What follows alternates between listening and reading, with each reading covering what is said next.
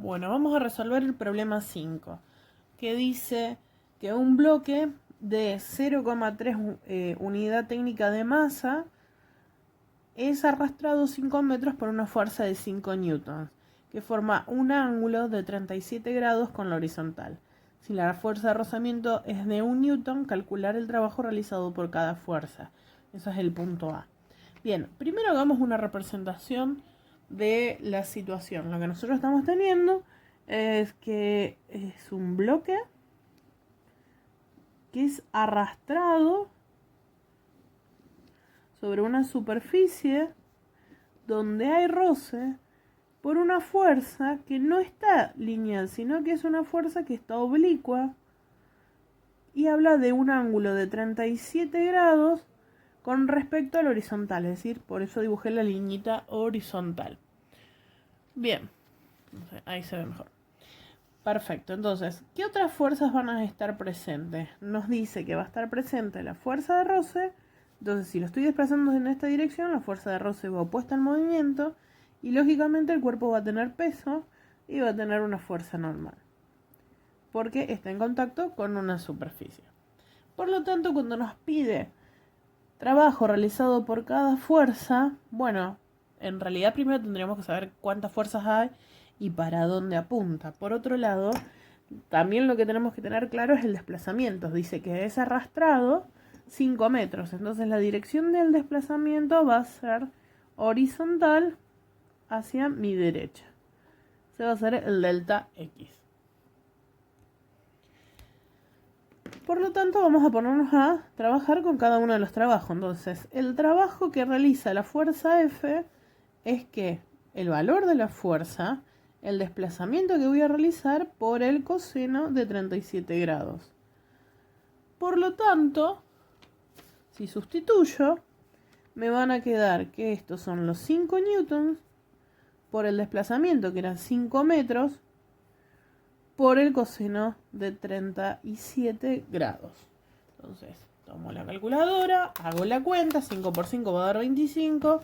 Entonces lo que tengo que hacer es 25 por el coseno de 37.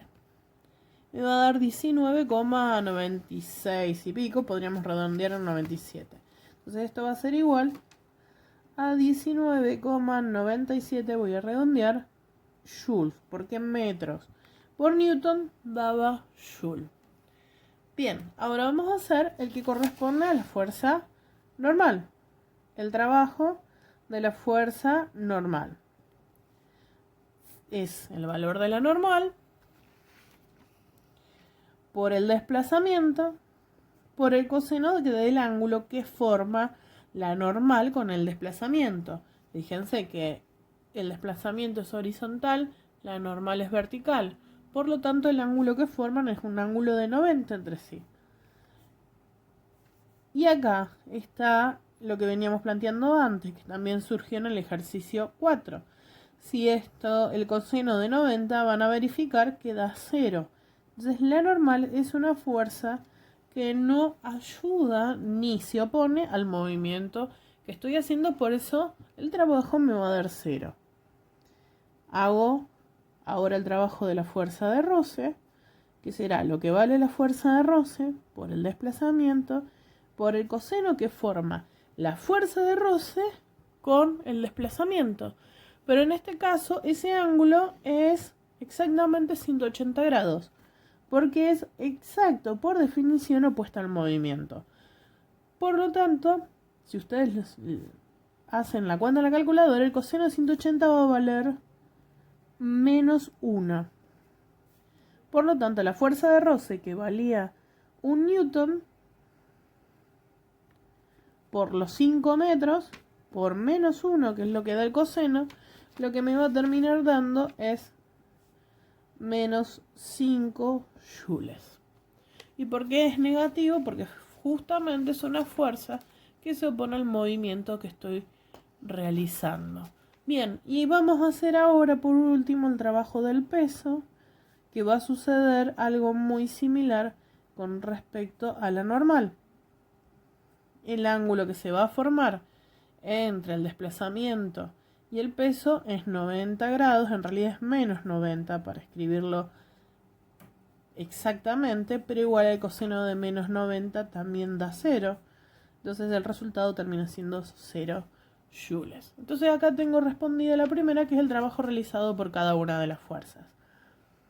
Después piden, el caso de suma de todos los trabajos calculados en el trabajo total o neto, como lo quieran llamar, va a ser 19,97, que era el trabajo producido por la fuerza aplicada, más 0, que era la de la normal, más, en realidad, menos 5 joules, que era la realizada por el trabajo de la fuerza de roce, más 0 joules, que era la del peso.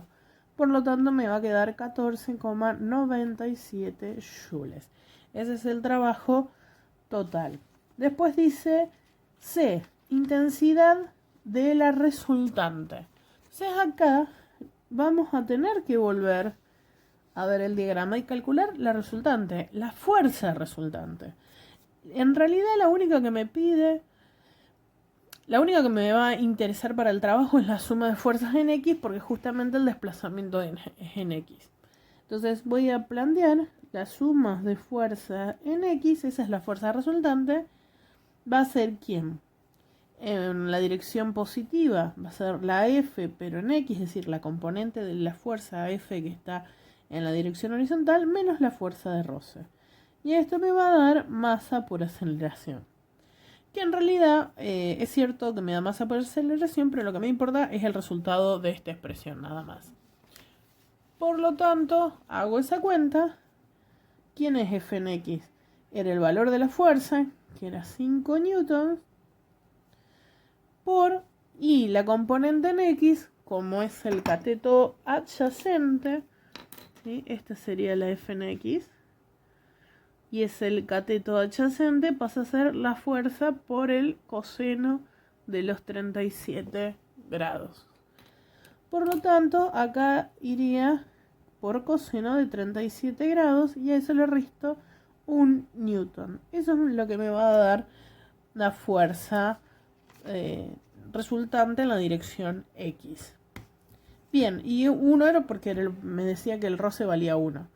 Entonces hago la cuenta, 5 por coseno de 37 menos 1, y lo que me va a quedar es, voy a redondear a 3, así algo menos lío, pero 2,99, así que bueno, vamos a poner 3 newton y se acabó.